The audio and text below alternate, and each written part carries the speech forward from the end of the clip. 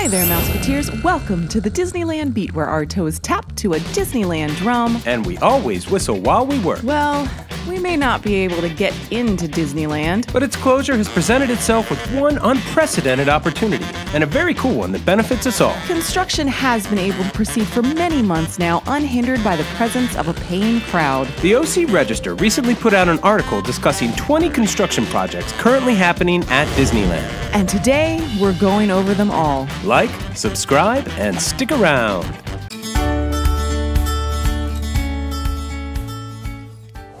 Welcome back, Mouseketeers.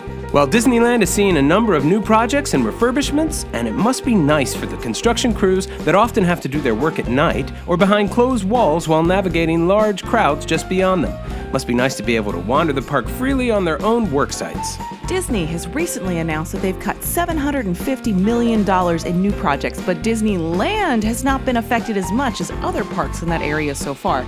Epcot in particular has had a lot of new projects canceled in place of some much simpler refurbishments. $750 million is a lot of money. It's about 75% of a brand new Galaxy's Edge. And though we don't know how much money Disney is spending on new projects, it still leaves room for a lot of refurbishment and new attraction work to be done.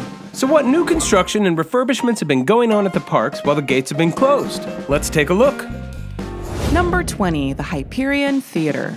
The Hyperion Theater recently lost its resident with the permanent closure of Frozen live at the Hyperion. We saw this show more times than I can count, and we really loved it and are sure sorry to the cast and crew. We're pretty confident that the theater will continue to do what it does at DCA, though it will eventually have a new resident. We've had some discussions with some great Disney fans, and we all seem to agree that it's very possible there will be a Marvel-themed stunt show installed. Possibly something similar to the one in Disneyland Paris, or even like the cool Bourne Identity stunt show at Universal. The theater facade was recently covered in scaffolding so the wonderful cloud mural could be repainted fresh and bright. It's come down now, and we can't wait to see it when DCA opens up Carthay Circle in a couple of weeks. Number 19, the PIXAR Pal-Around. The PIXAR Pal-Around has been spotted spinning with and without gondolas recently, several times during the coronavirus closure. It has been undergoing routine maintenance and still has many of the gondolas currently detached. Number 18, MATER'S Junkyard Jamboree. MATER'S Junkyard Jamboree has had major maintenance conducted on both of its ever-revolving platforms and ride systems. Did you know that Mater is a variation of a very old amusement park ride, the Whip? A ride that became famous at Coney Island in 1914 and one that Disney has created a very fun version of. Number 17, DCA Administration Building. There is a new administration building being built behind Luigi's Rollicking Roadsters, and construction is proceeding rapidly. It is there to provide a new and larger administration space and to replace one that was compromised during the construction of Avengers Campus. And of course, the highly anticipated Avengers Campus that will be bringing a new e-ticket attraction to DCA has been under construction, along with a new stage show, character meet and greets, shopping, and a new restaurant. The buildings are looking pretty done, though the street has yet to have its concrete poured. The land was originally scheduled to open in July, so it should be pretty close to being ready. They were actually testing the Web Slingers attraction when the park was forced to close in March, but for some time the work was stopped and they are now catching up. We also think they're waiting on opening the land until the restrictions loosen up a little. It'll save them money to keep it closed until then, and the opening of the land provides an incentive to visit the parks once they can reopen. Number 15, Splash Mountain. Though we know that Splash Mountain will be getting a Princess and the Frog makeover, we have no word on when that will happen. We fully expect Splash Mountain to reopen with the park as it has in Walt Disney World. With no evidence, we predict this will happen in the next couple of years and, of course, will require the ride to close for an extended period. Number 14, Main Street, USA. The beautiful Emporium gift shop had scaffolding up around it for months, as refurbishment to the exterior was underway. The scaffolding has come down, and as far as we can tell, much of Main Street is scaffolding and construction wall free. Number 13, the Matterhorn Bobsleds. This famous favorite ride underwent some routine maintenance, so much so that the bobsled cars were wrapped in plastic to accommodate the work. Rumors are always floating around that suggest this ride is toward the end of its life and safe usage, but it keeps on ticking. Honestly, the only thing that we could ever see replacing the Matterhorn is the Matterhorn itself. Just a rebuild, please. Number 12, Tom Sawyer's Island. The OC Register reports that Disney recently pulled a $350,000 building permit for the re-roofing of the cider mill and blacksmith shop on Tom Sawyer's Island. I hope that they handcraft every shingle at that price. But really, it just looks like it's a roofing project for the rustic Fantasmic stage, but maybe the museum and shop will get an uplift as well. Number 11, the parade route.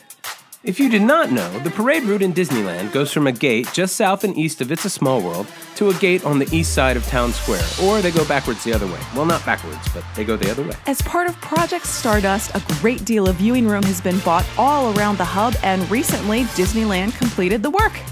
Number 10, Frontierland entrance. We reported on this earlier, but the bridge to Frontierland from the hub has been widened, which is awesome. It's going to allow for a lot more room at the hub. And the large arch and marquee entrance sign has been replaced brand new, even though we're sure they took great efforts to make it look old, and we're sure it looks great.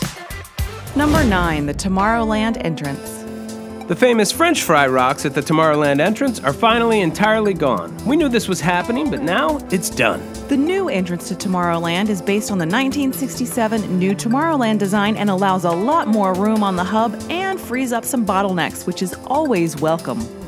Number 8, GADGET'S Go Coaster. GADGET'S Go Coaster underwent refurbishment and is listed as temporarily closed on the Disneyland website. As far as we know, this is just seasonal maintenance to keep this little fun coaster running. Number 7, Space Mountain. Many of you probably remember that for years, Space Mountain had a huge escalator right in front that brought guests up to the Tomorrowland Terrace. But eventually crowds and long lines made that a difficult choice, so it was changed to the ramps that we know today, which are much more accessible to everybody. But they never installed additional emergency exits to deal with the mass exit, so when the park closed, Disneyland was in the middle of installing some stairs. We're not sure if they're complete, but they should be, and I guess if a set of stairs can cost over $1 million, it kinda explains why Galaxy's Edge cost them a cool $1 billion. Number 6, Mickey's House. To make sure the main mouse and all of his cool stuff stays dry, Disneyland was re-roofing the joint when the park closed. It looks like the scaffolding that was up in March is now down, and the work is complete and ready for photos. Number 5, Indiana Jones Adventure. According to the permit, they will be replacing the planks and the steel it sits on, probably due to use and to keep the ride safe.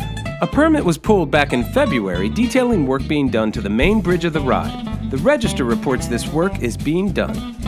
Number 4, King Arthur's Carousel.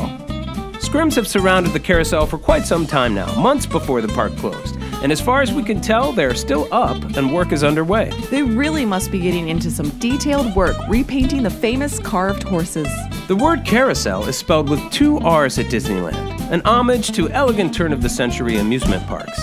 But it has been spelled several different ways over the years, including with 2 L's. Some have suggested the difference between a carousel and a merry-go-round are the direction that it spins, and others have suggested that carousels only have horses, while merry-go-rounds allow other types of animals, but really, they're one and the same. Number 3, Snow White's Scary Adventures. The exterior of the classic Fantasyland dark ride has been painted with lighter tones to make the attraction blend in more with Sleeping Beauty's castle, toning down the scary evil castle look. We sure hope the Queen is still up there though. The refurbishment has added turquoise shingles while castle bricks have been painted blushing pink and gray. To the famous ride itself, the extensive Happily Ever After makeover will add new music, replace fluorescent black lighting with LED lighting, add in laser projections and animation systems, updating the ride overall. And, as we've reported earlier, they are even changing the end of the ride, adding in new animatronics to make it a touch less frightening and to give Snow White a less abrupt and clearer Happily Ever After.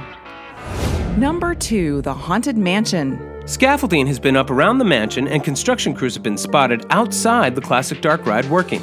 The project calls for the interiors and exteriors of the Haunted Mansion to be refreshed and some attraction mechanics to be refurbished, so we can't wait to get back into the mansion and see what has been done. Number 1, Mickey and Minnie's Runaway Railway.